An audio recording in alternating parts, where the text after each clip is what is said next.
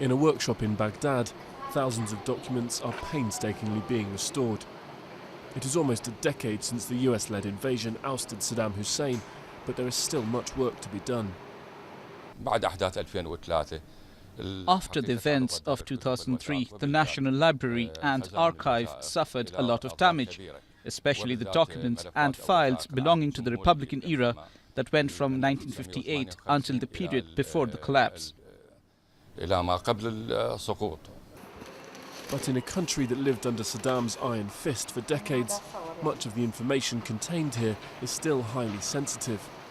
Iraq's National Archive houses countless reports from the Ba'ath Party era's secret police, the Mukhabarat. Following the fall of Baghdad in 2003, tens of thousands of documents found their way into the hands of the US Pentagon and the CIA, as well as Iraqi political parties and journalists.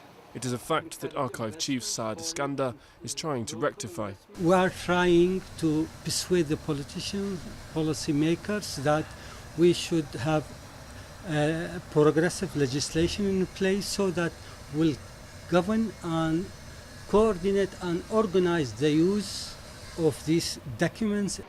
Iskandar has drawn up a draft law which would give fines and prison sentences to those who release the documents without authorization. The government is broadly supportive. The committee will send a call to all those keeping documents that belong to the Iraqi state, wherever they are or wherever they are kept. Never mind if these files are kept by politicians or political parties or TV channels or newspapers or regular people.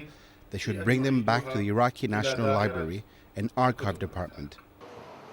Critics worry that the law could place limits on freedom of the press, but others, like Iskandar, hope this law could help close the book on at least some of Iraq's troubled past.